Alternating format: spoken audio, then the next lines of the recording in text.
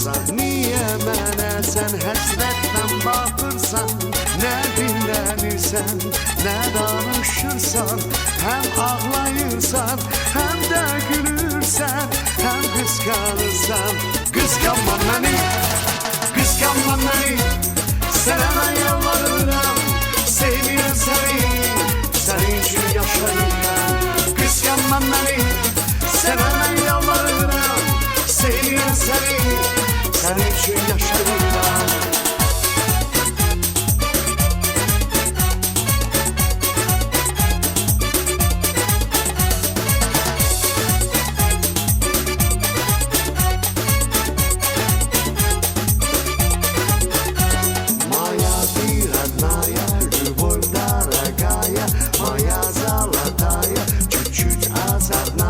Красиво, прекрасно, чудесно, прелестно.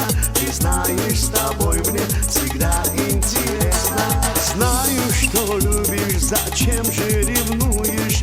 Нашу любовь ты так быстро загубишь. Мне обещала, больше не будешь. Все же ревнуешь. Не ревнуй меня, не ревнуй меня. Я прошу об этом, я люблю тебя. Нет секрета в этом, не ревнуй меня.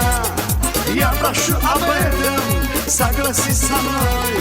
Нет секрета в этом, не ревнуй меня. Я прошу об этом, я люблю тебя. Нет секрета в этом, не ревнуй меня. Я прошу об этом, согласись со мной. Нет секрета в этом.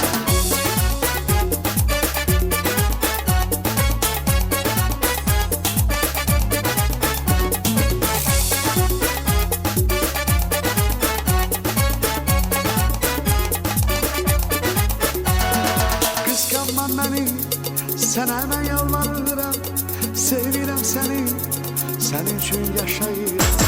Qısqanma məni, sənə mən yalvarıram, sevirəm səni, sənin üçün yaşayıram.